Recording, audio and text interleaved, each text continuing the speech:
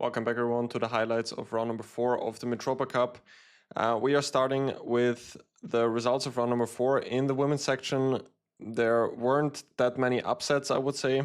I think that all of the teams who are the favorites probably won. The only exception is probably Austria, unfortunately, who lost against Germany 2.5, 1.5. Apart from that, I think most of the results are fairly understandable. I guess the only one which is kind of surprising is that Croatia was able to win 3.5 to 1/2 against Slovakia. But other than that, I would say most of it has been more or less expected. Of course, a shame for Austria to lose the match.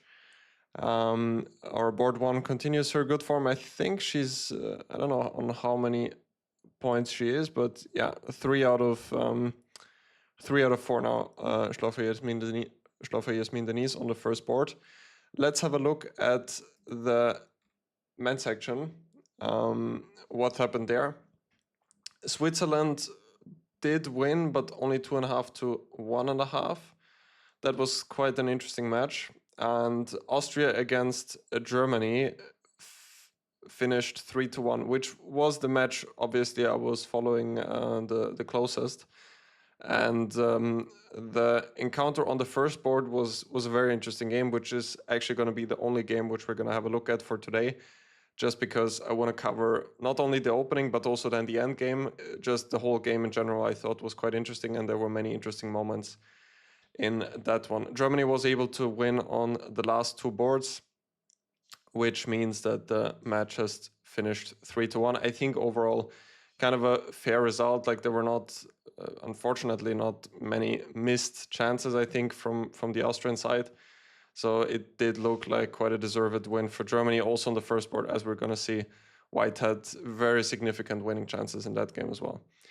A bit surprising was the 2-2 between the Czech Republic and France, which could have also gone otherwise in favor of the Czech Republic. I think that on board number 2, Black was completely winning. This is a bit surprising because France so far has been able to win all of the matches. But, you know, surprises can happen as well. 3 to 1 for Italy against Slovenia. And finally, Slovakia beat Croatia 3.5 to 1/2. All right, so let's have a look at the game which I want to show you,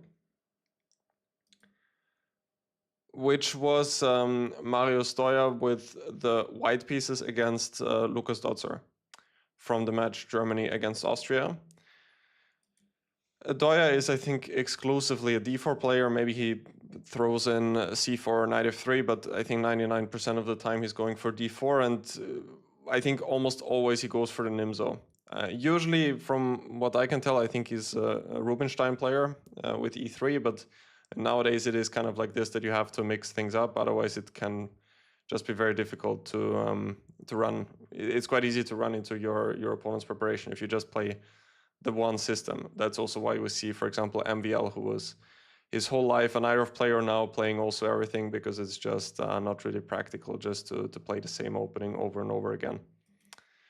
And we saw this system with bishop g5, which is quite interesting itself. Obviously, this move order also allows Black to go to the Rogozin. This was actually what happened in the World Cup between Yuan Yi and myself. He also chose this move order, and I did not really want to allow this bishop g5 because I hadn't checked it previously for that. Of course, also here still White has a couple of options. They don't have to go for bishop g5. But I think that most players now do go for this if they choose this move order, or they can still go for e3. But this is definitely the most ambitious option for White. Dotzer went for c5. He already had a game here, so I found it a bit surprising that he repeated exactly the same line which he already had before, because it's kind of clear that White did have something in mind here. There's nothing wrong with the line itself, but generally to repeat the line in that fashion, if the line tends to be a bit forcing, can be a little bit risky. Even though we have to add that, he did survive the opening. It's just that White did get exactly the preparation which he wanted. It also went for c takes d4, knight takes d4, and now he went for the interesting sideline with e5. which, as I said, he did play before. I think his opponent went knight b3 in the other game, which is not supposed to be that critical, but Deuer managed, or Deuer went into the concrete theory with knight b5. While I was preparing for this video, all of this seemed very familiar to me with e5. Then I checked what I actually had, because I analyzed something very similar to this. And then I saw that what I had actually planned for black many years ago was to play this one with bishop h4 included, and only then to go for e5, which is actually very surprising to me. This is almost a novelty. I think there was only one game here, so if any of you are still watching at this point, I think that is a pretty good idea from the black side, because we just get the same line like Dotzer did, just with an extra h6, which is going to be incredibly useful afterwards, as you can imagine. Maybe there's something which I'm missing. Maybe there are some lines where the bishop on g5 can be inferior. This is sometimes the case, because in some forcing lines there can sometimes be some knight e4 once the queen moves. But now, after a quick glance, I didn't really see it. So this was some bigger idea which I had prepared some time ago. Still, I think only one game has been played there. Now, in the game, it has also worked out fairly okay for white. For black, knight b5 was played, d5. This is the whole idea. Very much similar to this. Is it called the Kasparov gambit? I think so. This one. Kind of the similar idea, just to give up the d5 pawn and then argue to get some compensation because of piece activity. Also, the pawn on d5 can sometimes just be captured. So that is a bit of a similar idea. Now a6, and here it's even a bit more concrete, because if knight a3 is played, which was a stem game in the line, Eduard against Vidit, then black can just capture on d5. And black is completely fine. So white should take on f6, queen f6, and now knight c7. All of this was still preparation from the white side. And I think that also Lukas has probably seen this before. This is all forced. a3, bishop a5, d6. Now black should go rook d8 to try and capture the pawn on d6. Knight d5, bishop takes c3 is also forced, I believe, because if you start with queen d6, white may have b4, which is a bit unpleasant. And maybe then again g3, bishop g2. So bishop c3, rook c3, queen d6. Now rook d3, the only move actually not to be worse. Otherwise, how do you defend the knight on d5? I guess you could go for e4, but that weakens the d4 square. And then the knight can jump into d4. So rook d3 was played. Knight c6, again, kind of an important move. In general, white wants to develop with g3, bishop g2. If black makes a slow move like rook e8, I guess that this could be what white can be intending. So knight c6. Now I think black might be ready for bishop f5 immediately, because the rook on d8 is protected. So knight b6, queen c7, take everything, take on c8, and I think around here was how long Deuer's preparation went until move 20, which, I mean, I have to add, is not that surprising in this line, because it's incredibly forced. Of course, 20 move preparation always sounds nice, and of course it is a good work which he has done here, but it's nothing which is revolutionary, because the line seems very forced until this point to me. Now Lukas went for the move b5, which is still okay. You have to activate the rook on a7. By the way, here it should be equal, but white is definitely the one who is pressing and just playing for true results, I would argue. So bishop h3, knight e6 is now, I think, sort of forced. You cannot take, obviously, because then queen takes d8 is made. Short castle, now rook d7, queen c1, and here he went for the move queen to b8, which might already be a little bit imprecise. Starting with rook c1 and then rook d2 is probably the cleanest way to a draw here. Of course, it looks a bit strange to allow this rook c8 check, but you can go knight f8, and after that either b2 or e2 will fall, and after b4 probably the important move is rook a2, just not to take this pawn, because then white might be able just to take the pawn on a6, and then b5 could become weak, but more to focus on the pawn on a3, and if white has to go back, then black should not really be be that much worse anymore. Still, I'll probably pick white here because there are some ideas with bishop g2, bishop b7. But with precise play, black should be okay here. And one more thing, which I mentioned in the start, like if you play the same line with black just with h6 included, I think you can just, there was some easier, yeah, exactly. If h6 is included, then you can just take on h3 here, and then after queen takes d8 check, king h7, black is completely fine. So that is one argument which speaks for including h6. Again, I'm quite surprised that no one has. I think there was only one game which has done that before, and it just seems like a better version to me, unless I'm missing something. All right, so it still became very interesting, of course. Lukas went for the move queen to b8, which is still not bad, but now white is definitely better because the double pawns are a problem, and moreover also black's king is an issue, especially with still both heavy pieces on the board. Now Lukas went for rook d4. Objectively, a better move would be to go queen d6 and then to try to prepare rook c7. Now, the engine is claiming that this is like a concrete draw, or the engine is going to hold that, but it's still going to be very unpleasant here. Maybe even concretely, now I didn't even check this, but maybe white can go f4, take queen e6, and can probably just win the pawn on f4, which is going to be quite a painful defense in the long run. So also going for this might be objectively the best, but practically speaking, it's also not clear how easy this is actually going to be. Maybe after f4 I could try not to take. I don't know about king f7, queen e5. What is this? Can I go to the pawn endgame here? Could be a little bit risky, but maybe I'm in time with king g6, e4.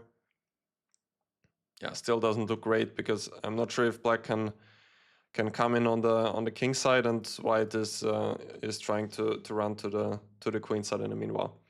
Yeah, it's a difficult spot at this point already. Lukas went for rook d4, but now rook c1 came. Still, he tried to exchange with rook c4, but now rook d1, and white gets the d file.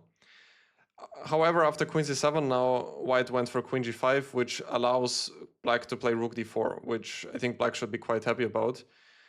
I think the best for white is to try to improve the position slowly somehow. King g2 would be a logical move. Computer said that h4 is the best in the position, which is also a pretty logical move to me, because you want to gain more space with h5, after which also the king is going to be even weaker, because then you will have a harder time playing g6. After h6 everything is going to be weak, and also the king is going to have a nice square on h2. Still, it's not so clear how white is actually gonna improve the position in the long run, but I could imagine something like king h2 coming, and once the rook moves, then always queen e4, queen e8 is an idea. Like this is what I looked at here: h6, king h2, rook c2, and here probably queen e4 is an important move, so that this is going to be enabled. Also, whenever then king h7 can come, you can imagine h5, rook d8, and then rook h8 mate. So there are many reasons why the pawn on h4 can be quite useful. Yeah, another question is how white can improve the position if black doesn't do anything. Maybe b3 could even be an idea at some point, forcing the rook to leave the fourth rank and only then to go queen e4. But I think this queen e4, trying to activate the queen and playing against black's king, is going to be the major plan of white here. And he also tried to do that immediately with queen g5, obviously threatening rook d8 immediately. But now Lukas got rook d4, and I don't think that white can now really escape the exchange. You would have to go for some rook f1 or somewhere, which of course also has some downside. Yeah, it doesn't look that great to stay passive. Of course, also this endgame still quite unpleasant for black, and white did indeed manage to get a winning position shortly afterwards. Now e4 was played, and finally h4, h6, e3. Let's jump to the critical moment. Lukas was just waiting. I don't think there's anything better to do at this point, because black's pawns are just completely immobile. h5 was, I think, a pretty good decision to do that at some point, because he was already preparing for some possible pawn endgames in which white's plan is often to go g4, king g3, king f4. All right, so h5, queen b4, king h7, also a logical move, just stepping out of any any checks. And here after queen b6, here was the critical moment. Already after a very long defense, now we have the move 40. Lukas made a mistake here. And I think also an understandable one, because he went for a quite logical move, queen f5 here. And queen f5 allows white to play queen d4. I'm not sure what he was hoping for here, or maybe he missed queen d4. Queen takes a5.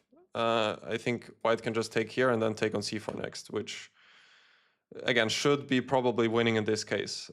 It's only one pawn, but black's pawn structure continues to be quite bad. Also, the pawn on e6 can be captured sometimes. I saw that the only move here is the move queen d1, and I looked at queen takes e6, queen f3 check, king g1 check, and after king h2, now probably a move which can be missed is just a slow move queen f3, if you're calculating this from a previous position. Because it looks like you really want to get the perpetual immediately, but you can't.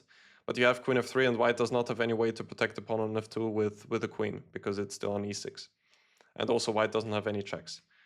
And another point, I think I didn't even look at this, but if white goes for queen d4 here, I guess that now you can go to the pawn endgame with a better version.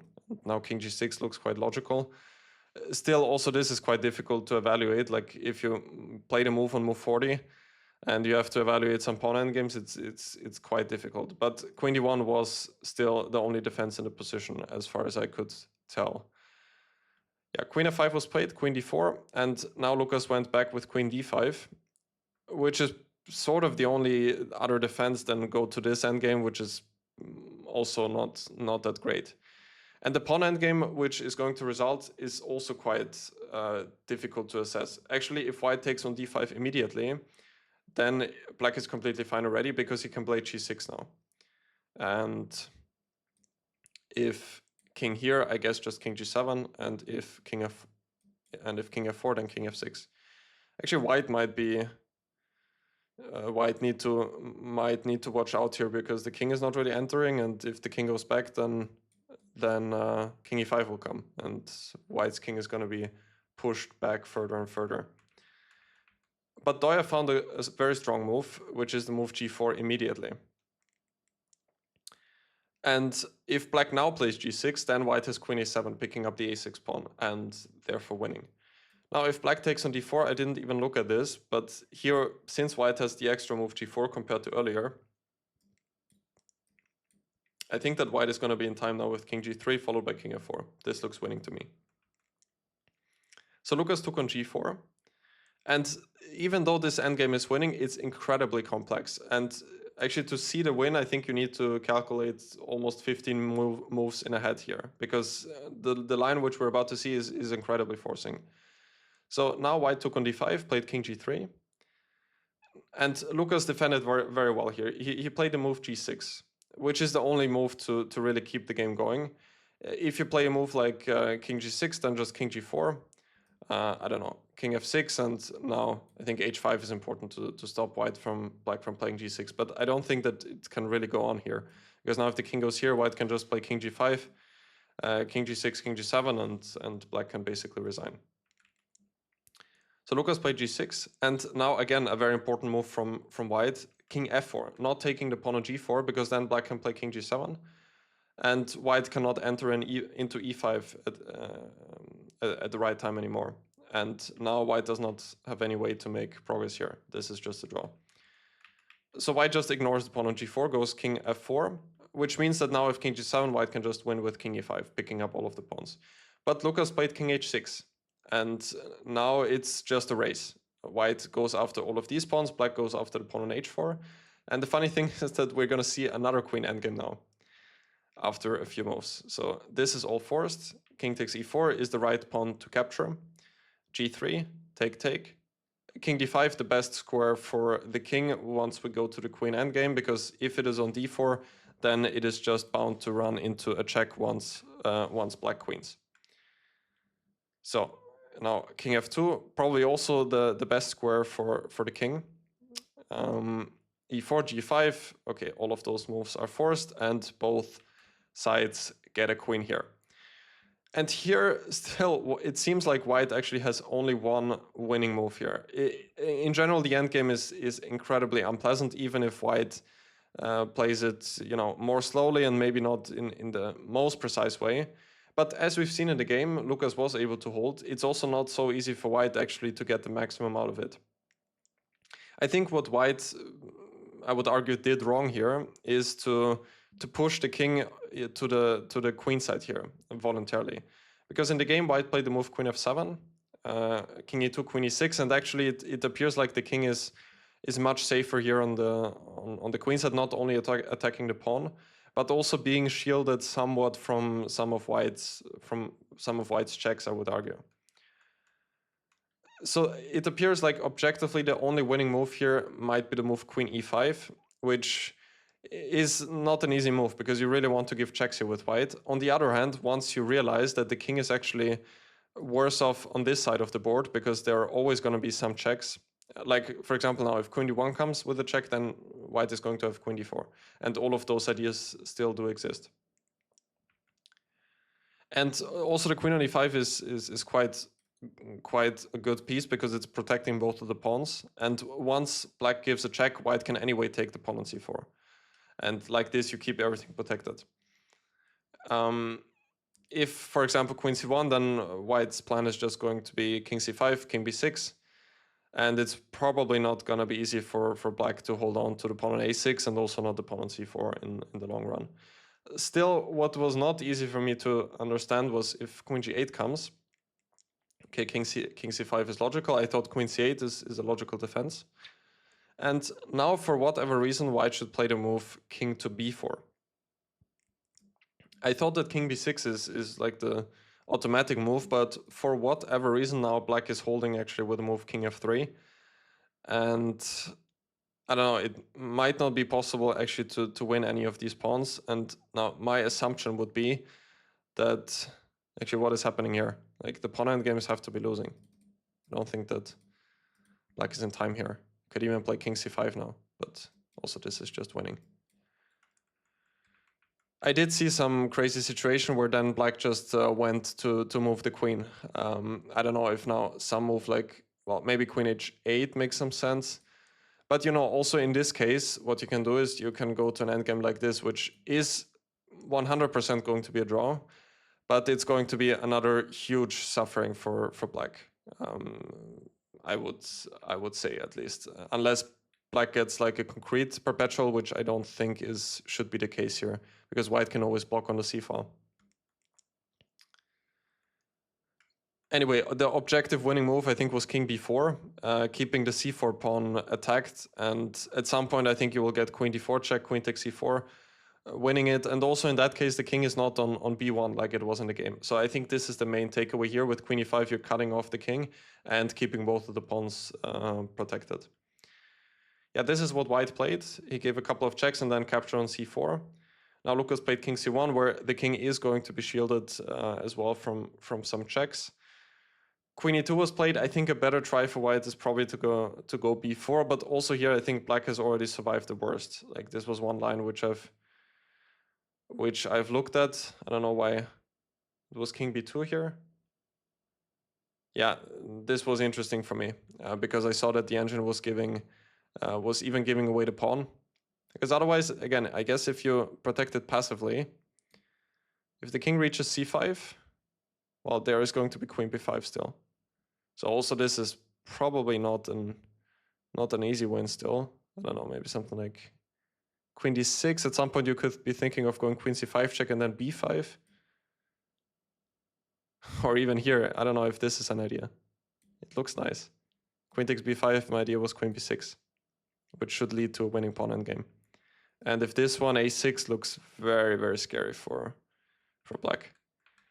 Yeah, so I don't know about this. b4 seemed like a more logical idea to me, but maybe he didn't like now king b2, but still here also you can go for queen e2 check. Okay, probably like it doesn't change much in the objective evaluation here anymore. It is a draw, but it seemed like a more natural idea to me to push b4. That was a nice trick because king takes b2 runs into queen d4, which leads to a losing pawn endgame. But of course, Lukas didn't fall for that. He went for queen e1. White gave a few more checks and now went for b4. And here there was actually an incredible idea which was spotted by Lukas. It's not even like an important one, but it's just nice to spot this.